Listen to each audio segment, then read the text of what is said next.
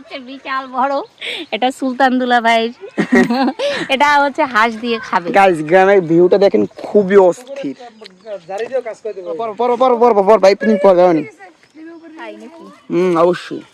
কিন্তু দুইটা হবে। আসসালামু আলাইকুম এভরিওয়ান, সবাই কেমন আছেন? আজকে আমাদের মিশন হচ্ছে দুলাভাইয়ের বাড়ি। সবাই মিলে আজকে চলে যাচ্ছি আমরা নাজিরপুরের ওইদিকে। So let's go. আর এই যে রিক্সা থেকে নেমে দেন ভ্যানে উঠছি। ভ্যানে উঠলাম মনে হয় বহু বছর পর, কবে যে লাস্ট উঠছি জানি না। তবে ভ্যানে চলার কিন্তু মজাই আলাদা। আর যদি হয় এরকমের গ্রামের আঁকাবাঁকা রাস্তা, তাহলে তো কোনো কথাই নেই। চারিদিকে শুধু সবুজের সমারোহ। দেখছেন আমাদের পিরোজপুরটা কত সুন্দর। আসলে সুন্দর সুন্দর জায়গাগুলো তো আপনাদের সাথে এখনও শেয়ার করাই হয় নাই, কারণ আমি আসলে পিরোজপুরে আসলে বেশি দিন থাকি না, 3 থেকে 4 দিন বা 4 থেকে 5 দিন, তো ম্যাক্সিমাম টাইমই হচ্ছে দাওয়াত খেতে খেতেই চলে যায়। তো আজকে হচ্ছে যাচ্ছি আমাদের মামাতো বোনের শ্বশুর বাড়িতে।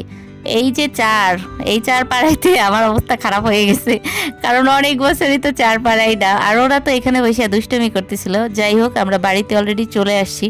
আর এই হচ্ছে তাদের বাড়ির দৃশ্যটা কিন্তু ভীষণ রকমের সুন্দর, তাই না?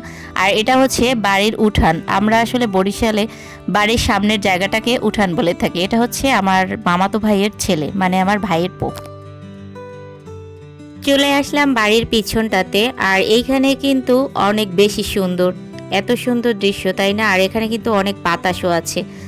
আসেন গাইজ, আসেন আমার সাথে, দেখাই আমার দুলা ভাইয়ের কত বড় বড় লাউ হইছে। এই হচ্ছে আমাদের কচি লাউ বরিশালের।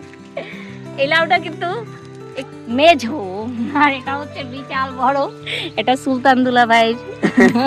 এটা হচ্ছে হাঁস দিয়ে খাবে। গাইস গ্রামের ভিউটা দেখেন, খুবই অস্থির। জোস না? ফুল ভিউ দেখার জন্য আপনাদের আসতে হবে নাজিরপুর হরিপাগলা গ্রামে। আমরা এখন চলে আসছি লাল শাকের দেশে। অল্প অল্প আছে, যদিও লাল শাকগুলো সব খেয়ে ফেলেছে। গাইস শুধু ভিউটা দেখেন গাইস। এটা হচ্ছে আমার দুলাভাইয়ের পুকুর, এখানে আমরা একটু পর গোসল করবো। সেই ভিডিওটা আপনারা পাবেন কিছুদিনের মধ্যেই, মানে কিছুক্ষণের মধ্যে। না কিছুক্ষণ না, কিছু দিন লাগবে। এই বলো গোসল করি বলো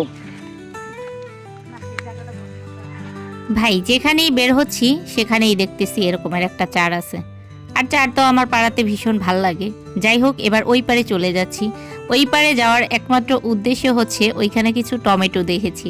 এদের আবার কিন্তু অনেক ধরনের বাগান আছে, টমেটো, তারপরে হচ্ছে বিভিন্ন ধরনের শাক সবজি, তো রসের দিনে রস, তারপরে তো দেখতে পাচ্ছেন ধানের ক্ষেত, আর অনেক কিছু, ডাব, নারকেল। যাই হোক, এই টমেটোটা পাকা, এটা আমি এখানেই ধুয়ে খাওয়া শুরু করে দিছি। আর তাজা তাজা ফল একদম গাছ থেকে পেড়ে তারপরে খাওয়ার যে মজা, এটা আপনি খেলে তখন বুঝতে পারবেন যে কি পরিমাণে মজা লাগে, একদম তাজা তাজা সবজি। আর এই পুকুরে কিন্তু অনেক রকমের মাছ আছে, এর আগে যখন আসছিলাম তখন আমরা খেয়েছি।